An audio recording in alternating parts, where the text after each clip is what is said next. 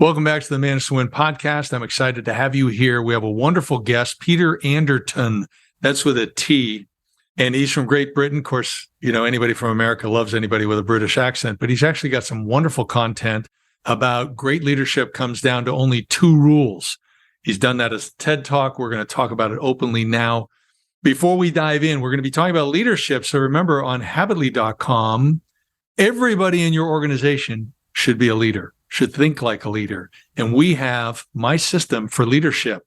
It's 3 steps, 3 strands leadership. Anybody can be an effective leader by following these 3 strands. I encourage you to check it out on Habitly.com. You can check it out for free. It's free for 7 days. Enjoy the platform. Use it with your team. Talk about this. Become great leaders. Peter has these 2 rules of leadership, which he feels every leader should know. And you can debate which one's more important, but really this is the operating system for leadership, at least in his opinion. And we have a great conversation. Let's dive in.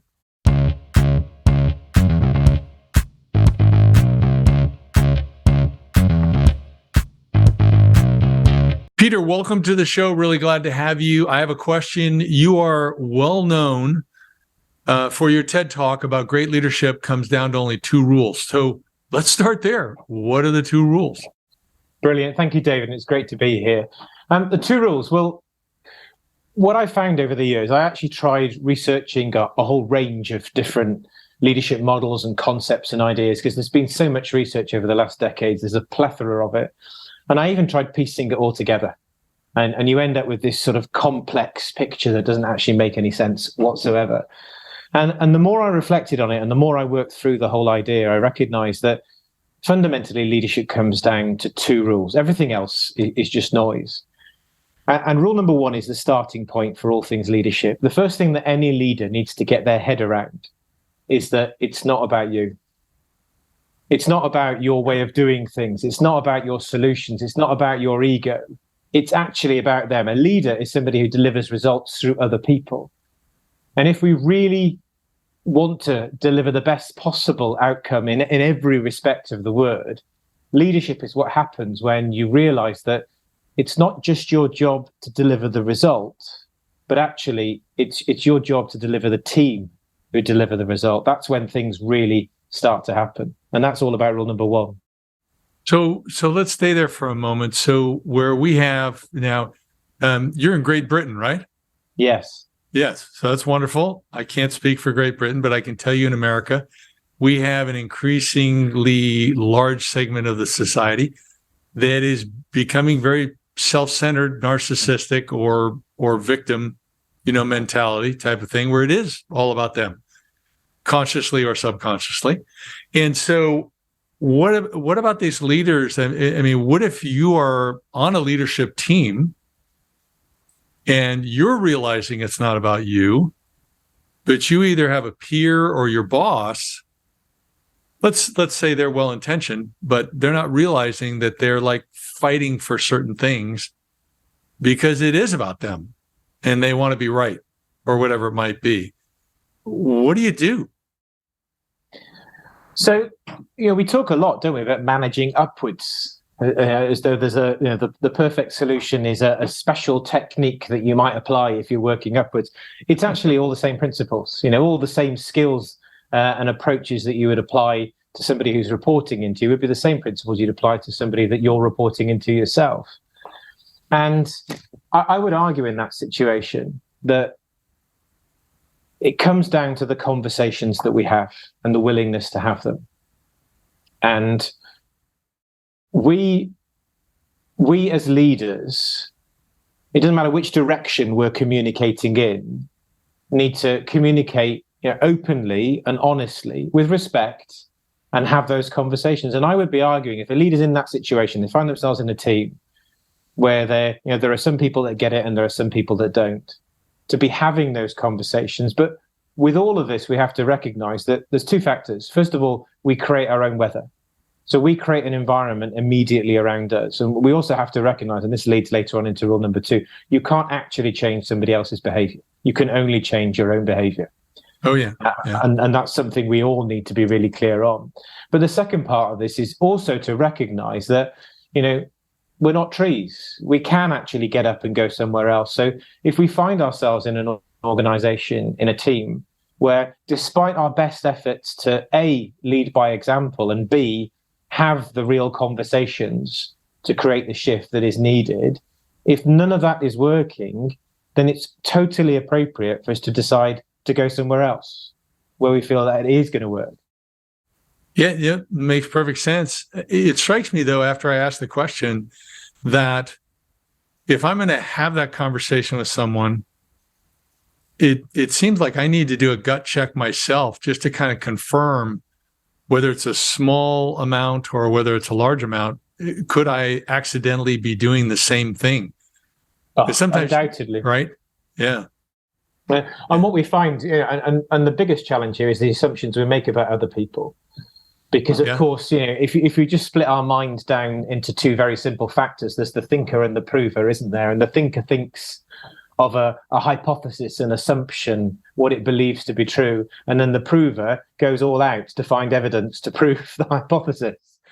So, we think we've got, we make an assumption about somebody and we find the data. Fundamentally, we get what we look for. If you go into work thinking you're surrounded by idiots, then guess what you're going to find? It becomes an entirely self-fulfilling prophecy. So I think you're absolutely right. And again, this leads us to rule number 2, because rule number 2 recognizes that in time, every leader gets the team they deserve, which obviously is a bit of an uncomfortable statement sometimes for us to come face to face with, because sometimes we don't like the team that we've actually got. And we've all inherited teams that have been conditioned by other people or other organizations or other parts of the organization.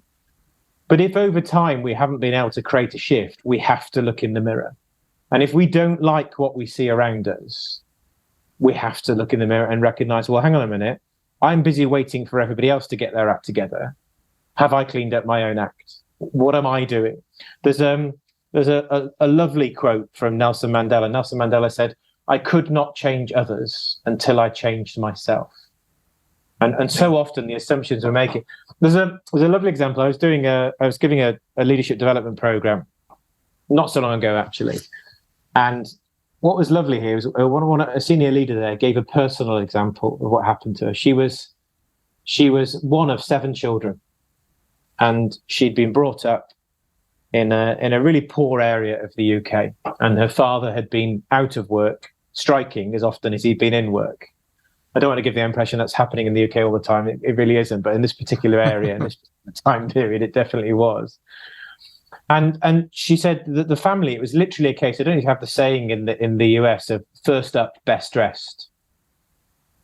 Okay. So, and the concept, it literally was the concept in her household that there were only so many clothes. So the first person to get up had the choice of the best clothes, and whoever was the last person up got whatever was left over. So there's a very competitive atmosphere, if you like, amongst these siblings. And her mother had died recently. There'd been all sorts of family arguments about the funeral. It had all become quite toxic.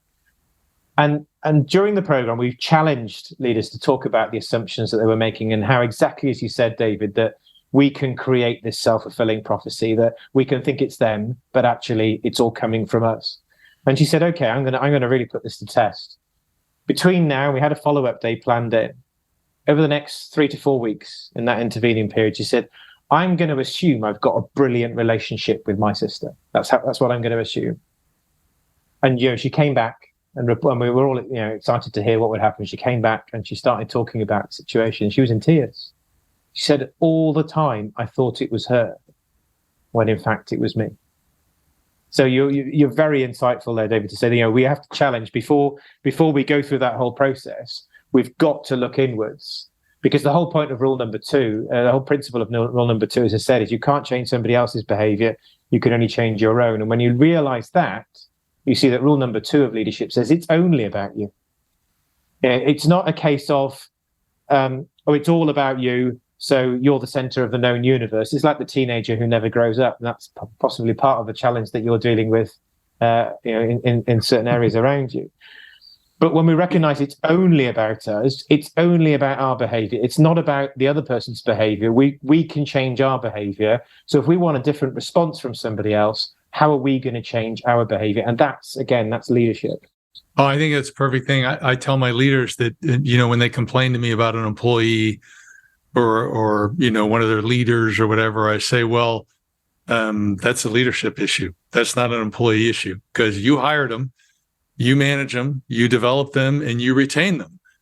And if you're doing that, then it's your problem, because, and I think a lot of them, they struggle with boundaries and having those conversations you're talking about that, where they want to talk about the performance and doing that in a productive way. How are you seeing leaders have those conversations that where there is a conflict or there is a problem? And by the way, I also want to get to what else you brought up with that woman who is one of 7 children, because here in the US, we're really driven by social media and our larger media to make assumptions or make judgments, negative ones, because that sells advertising, based on partial data. So we've lost good critical thinking skills. So anyway, I'm kind of throwing two big ones at you, but I don't know where you want to dive in. So just rephrase the first question for me. So the first question is that, so I agree with you that you have these leaders that are, complaining about their people. And like you gave the example of the woman who said, I have this terrible relationship with my sister. I thought it was all her, but it's actually me. And so here I've got a problem. I'm a leader, and I get the team that I keep or I hire type of thing. So one of the challenges there is if I can't necessarily control their behavior, but I can put boundaries up on what I'm going to accept. So if I want to have that conversation about a boundary that I want to enforce, what's an effective way to have that conversation? That was the first question. No, that makes sense. So when it comes to having this type of conversation, I don't want to sound trite, but there's kind of an ABCD to them, really. The biggest failure mode is that we don't actually have them. So we push them around our plate. We find reasons not to have them. The A I always say of this type of conversation is action. You just got to get on and have the conversation. But the second one, the B, if you like, is all around beliefs. We have, like I said, we build beliefs, we build assumptions about a particular situation, a particular individual. It's that classic one when somebody drives like a maniac and cuts in front of you, and you find yourself thinking, "What an idiot!" And then suddenly there's something that coming up behind them that makes you realize they're actually heading off to hospital, and you feel really guilty for the assumption that you made that they were some sort of an idiot. So we need to reassess the beliefs that we're making. So when we're about to have one of these conversations, put ourselves in the position of the other person and think, well, what might they actually be thinking in this scenario? Because we've been busy looking at the whole situation through the lens of our own assumptions. What might they actually be thinking? But the third thing I would say is all about clarity. We go into a scenario often, a conversation like this. Well, let's say what we're thinking is, "Oh, you don't care about anybody else. You're disrespectful to other people. You don't care about anybody else and their time." Well, again, that's the kind of conversation that's just going to light the blue touch paper. At worst, it's going to become a problem. At best, the shutters are going to come down and they're not really going to listen. But the critical thing is to focus on the specific facts.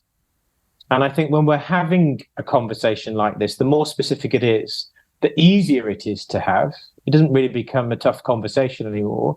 And the more effectively it's received. So in that scenario, it'd be a case of saying, well, actually, for the last 3 leadership team meetings we've had, you've consistently arrived 10 minutes late or more. Now, that's a conversation that you can have because you're dealing with the facts. And then from that, we like to fill the gap, don't we? But actually what we need to do is draw the information out from them. There's a phrase of mine that's a particular favorite. So once we've put the facts forward to them, then it's a really helpful thing just to say, look, this is how it appears through my eyes. Tell me what you see through yours. And then just shut up. And what I say to, I was talking to an MD this morning, actually, and he had a particularly tough conversation to prepare for. And I said, what we also need to realize is we don't actually have to solve it there and then. The whole goal of having the tough conversation is to get it out on the table and to understand. It's totally okay. And this is one of the things that puts people off having them. They think, well, I can't think quickly enough. I'm not going to come up with the answer there and then, so I'll avoid the conversation. It's totally okay just to understand and say, brilliant, Now we both understand each other's perspectives. Let's go away and think about it and have a conversation this afternoon, tomorrow, next week, to work out where we're going to go with this and how we're going to take it forwards. Yeah, no, I love the way you did that. And in the British way, you did it so eloquently, compared to the American, maybe too direct or avoiding things. So, but I love that it was a great reminder too, that don't worry about the conversation because you feel like you have to solve it right then and there. But really you're a detective. You're asking questions, you're learning, is there anything else we need to put on the table before we walk away and think about this for a little bit, but you get it out there. Yeah. And this is the power of rule number one, because rule number one, first of all, says, actually, good news, you don't have to have all of the answers.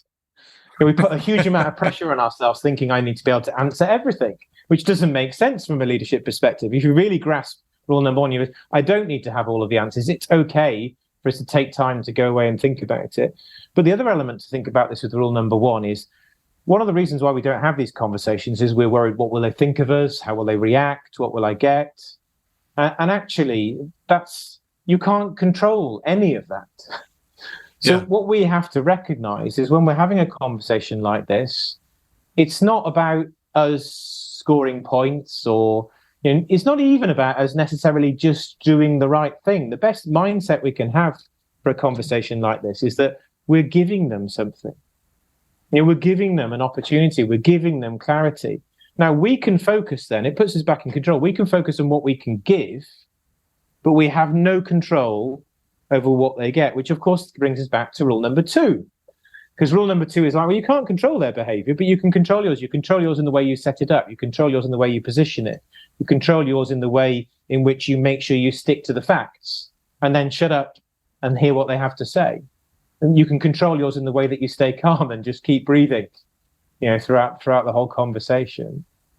So again, it doesn't matter which element of leadership you look at. If you're using rule number one and you're using rule number two, things really start to fall into place. Well, I've heard someone say, I think I first heard it from a guy named Danny Silk, you can choose to put the relationship first, or you can choose to win the conversation, win the argument, whatever. And his thing was, you choose the relationship, which it sounds like with your rule number one, when you get out of thinking of yourself first, you're automatically focused on those relationships. And that's really what drives the results. And then it sounds like what you're saying is with the team, you get the team that you inherit, or not that you inherit, but that how did you put it? It wasn't inherit, but it's. I said every leader gets the team they deserve. They deserve, yes. Yeah. Yes. Yeah. And so part of that is how you do this accountability piece, and whether you enforce the boundaries in a polite, respectful, empathetic way, but you still have boundaries for behavior, for results, whatever it might be. But it also sounds like with rule number one, you learn that it's not all about you and necessarily protecting yourself, your reputation. You kind of, it relates to humility, doesn't it? Humility is a huge part of it, of recognizing that the best leaders realize that they're supporting the rest of the organization in order to deliver what needs to be delivered. So humility is huge. And actually, you could go back through ancient history. I mentioned it in the TED talk. Doesn't matter where you look in ancient wisdom, there's a whole host of principles that recognize it's not about the leader. The leader is delivering results through other people. And actually, if anything's going to happen, if they're really going to deliver things in the long term in a sustainable fashion, they need to be able to shift their focus onto those other people. Yeah, it's interesting. I'm struck by the humility piece and how it shows up, and that I read a biography on Winston Churchill, and then the movie that came out with Gary Busey, I think, or I forget who played the role, but the one scene struck me in the movie, which I think is a humble moment as well as a confident one, was early on in the war, when the generals are all wondering, what do we do? We have these 3,000 people stuck in this peninsula. You probably know exactly which peninsula. And then we have this group over here of 300 soldiers who are battling. We can save the 300. And Churchill walks up to the map and he looks, no, you're not going to save the 300. You're going to let them be a distraction. And so we're going to have the Germans focus on the 300, and then we're going to save these 3,000 as best we can. And what strikes me is, I don't know why it was just a movie, but it is history. It touches me even to this day. The difficulty of that decision. But I think the fact that, and maybe I'm giving him too much credit, but that Churchill wasn't focused on himself or one group of people or the other. He's just like, okay, what's the best solution? And we got to save these 3,000. And ultimately, almost miraculously, they were able to do that. And so a leader seems to have this kind of balance between kind of a forceful, this is what I think we need to do, but also humility of thinking, what's the best in this situation? I don't know, maybe I went on a rabbit trail, but it just struck me as you were talking. Yeah, I don't think you did, because again, it comes back to this principle, and again, this is all born from rule number one, that it's about what you give.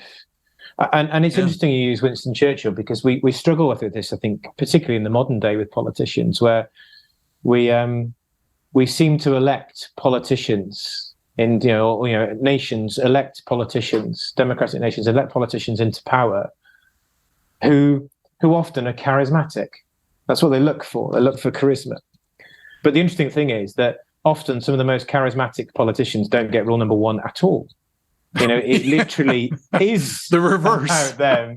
And that's one of the things that makes them so good from a charisma perspective. So there's a real danger that, of course, nations get the leader that they deserve, because this is the kind of thing. And, when we see leaders, human leaders who are humble, who are not all about, me, often they're not successful in politics. Yet actually, there's something really they could offer in that scenario. So again, often human nature, again, we shoot ourselves in the foot, but the more we're looking to leaders who get rule number one, the more things shift. And what I would say is, the thing about these two rules, so there's lots of useful skills and approaches and techniques. We all like a toolbox, don't we? From a leadership perspective, there's so much that we could cover that's so useful. However, I would liken those to the apps that you have on your phone.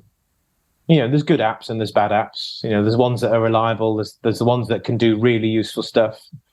It's really, really helpful to have the right apps on your phone. But if your operating system isn't working, then the apps are pointless. Yeah. If your operating system on the phone is full of glitches, then actually everything's going to keep crashing. However you think things should be working, it won't be coming off the way they ought to be. And I would argue that the two rules of leadership are the operating system of leadership. Because when people go back to this whole a leader's born or made, or how does it happen and what can you learn and how does it all work? Actually, before we learn how to do anything, we need to get the mindset of leadership right. And the mindset of leadership is rule number one and rule number two. And everything else flows from there. Doesn't matter what technique or what approach or what skill you're considering, it rests on these two rules. And it only works if these two rules are properly in place. So if we think of leaders taking what I call sanctuary time once a week, shorter times each day, but once a week, a longer time, like Lee Iacocca would separate himself for 2 hours in his study on Sunday night to figure out, how did I do on what I was trying to do this week to keep Chrysler afloat? And then moving from the past to the present, okay, what do I need to face this week to keep us going? And he would spend 2 hours. So if I'm hearing you correctly, part of those 2 hours they could be very valuable is to really kind of just pause and question yourself on whether you're meeting the standards of these two rules. Absolutely. Isn't that right? So I'm kind of absolutely. Yeah. And to reflect on that. And actually, Lee Iacocca is a good example, because there you've got a very charismatic leader. Yes. Who sort of, he became, if you like, the first celebrity chief exec, didn't he? Yeah, in many ways, man, and no shortage of ego. And what was really interesting is that whilst he was responsible for this massive Chrysler turnaround, as his attention started to turn away from Chrysler because of the celebrity status, things started to take a dive. So he then comes back, refocuses attention on it, and things start to improve again. And then ultimately, is it Boeing he moves on to? I think I forget where it is he moved on to, but he moved on somewhere else. I'm not sure. I think it was Mulholly came from Boeing to Ford, right? To turn around Ford. Okay, so and he was brilliant. Okay, I'm mixing up my corporations here then, but anyway, ultimately, Iacocca gets poached off to go somewhere else, and again, Chrysler takes a dip. Yeah. So I would argue, and what we've got to recognize here is that that's a leader who doesn't get rule number one because it relied on him. Yes, and rule number one makes us realize that actually what we need to avoid doing is creating a bunch of people who are reliant upon us for the answers and the solutions and all the ideas and the direction. Yeah. But actually, we need to create a group of people who can run that and own that. And the real sign of a leader, I think, is when they step away, what happens? Yeah, no, it's huge. And two other things strike me, though, I'm wondering about your opinion on. One is that how do the metrics play into this as a touch point to, are you living out these two rules? And then also, how does it play into it as far as having, I don't know how many people in your life who are strong enough to tell you when you're wrong and you respect them enough to listen to. So it's kind of, two things, because when you talk about I get the team that I deserve, well, if my results aren't happening, am I aware of that enough? Or is it just more comfortable for me to keep this dysfunctional team because I'm dysfunctional? So what about metrics, and what about having people that kind of you're willing to listen to and they're strong enough? We're not surrounding ourselves with yes men, yes women, whatever. So again, the metrics are a fundamental part of success. It's no good being somebody who enables and empowers other people, who makes them grow, who helps them become the best that they can be, helps them fulfill their potential. If your results are going down through the floor, then there's still a problem that needs recognizing, that needs working through. So as with anything, there's a balance between these things. Yeah. And you used the term balance earlier on, actually, in terms of keeping things in balance. You can look at leaders today. So, for example, nobody would question, I don't know if I'm getting myself in dodgy territory here, but nobody would question whether Elon Musk is achieving great things in terms of impact on the world. Yeah. But when you hear about some of the approaches that he is taking, and the man I saw the first episode of a documentary, and he referred to people as vectors. And if we go back to your math, how we're all pointing in a particular direction, and I'm a big fan of alignment. I mean, the company that I run is called Internal Alignment, and I believe that if you get everybody lined up and pointing in the same direction, you can achieve just about anything. But his view was that to be a vector, everybody had to be pointing in whatever direction he was pointing in. And if anybody disagreed with him, then they kind of weren't there in the next meeting. That was what was coming out in the initial documentary. So I don't know. I think it's a BBC documentary. So at some point, I guess it'll come across to the States. It'll be interesting to see how that goes down. Check that out. So obviously he's achieving things, but there's a huge gap, I would argue, in terms of what he's leaving behind. And what we need to recognize, going back to what you said about voices being strong enough to speak up, we talk a lot about diversity in the modern world. And I get a little bit tired of hearing it, because what we often mean is tick box diversity.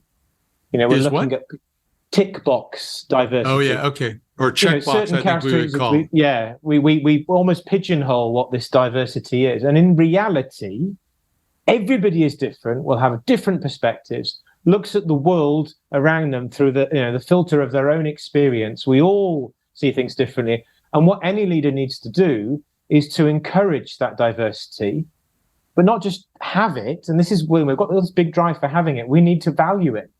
We need to recognize that the person that's got a very different perspective to me has got something to bring to the table. The person that might be my complete opposite has probably got all the things that I'm missing. And between us, we might make one fully functional human being. And this is where, as a leader, if we can park the ego and recognize, do you know what? I will have strengths. I will have weaknesses. There'll be things that I'm great at. There are things I'm not so good at. And I need to make sure that when I'm recruiting my team, I don't surround myself with people who are like me, but I'm looking for diversity. I'm filling in the gaps. I'm surrounding myself with people who are different, that bring different things to the table. And then between us, and this is the power of rule number one, you from all over the place, you're bringing together the input and the ideas and the solutions, because we live in a world now that's too complex for one person to have all of the answers. That's rule number one. We need to draw it from those who are around us. So we as leaders have a responsibility not to recruit in our own image, but to look for this diversity. But then, exactly as you say, David, to listen to it when it speaks up, and that's often the challenge. The Elon Musk example that came out in the documentary. Now, that was in the early stages. I don't know where he is now. Obviously, there's all sorts of publicity about what's going on around Twitter and the approach that's being taken there. So there's some questions as to how he actually is working. But we need to make sure we get this balance. So it's always in the balance. Yeah. So we are putting the link to your TED Talk in the notes. But where can people go to learn more about you and what you're doing, Peter? Oh, superb. Okay, well, there's two places to look. So I've produced a really simple self-assessment. So you talked about taking time to reflect. Am I applying rule number one and rule number two? So if anybody wants to ask themselves that question, then all they need to do is go to www.theinspirometer.com. So theinspirometer.com. There's some questions there that will really help you reflect and think about that. And it's completely free of charge. So that's available to anybody. And then my website is very easy to remember. It's www.peteranderton.com. And there's information there. But I'm active on LinkedIn. So if anybody wants to connect with me on LinkedIn, I'm always delighted to make further connections. And I'm regularly posting insights on leadership and life, if you like, on LinkedIn. So that's a really good place to look as well. Because when we think about leadership, we've talked about the 2 rules of leadership. But you know what, David? In reality, they're not really the 2 rules of leadership. They're the 2 rules of life. And if we get those things right, then it's not just leadership that falls into place. It's life that falls into place. You really landed that one great. So wonderful to have you on the show, Peter. I think this is really solid info. I encourage the audience to check it out. I think I'm going to go take the Inspirometer test myself, see what I get. So really appreciate it. It's been an absolute pleasure, David. Thanks for having me on the show.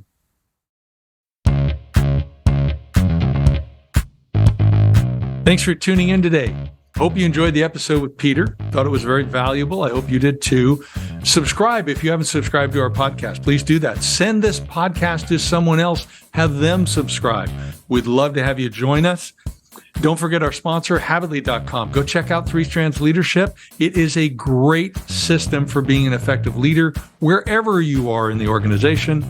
And lastly, again, I want to thank you for joining us. I mean that sincerely. You took time out of your day to hear what Peter had to say and my comments. And we'd love to have you stay tuned. We've got more great guests coming, but I'm going to say bye for now.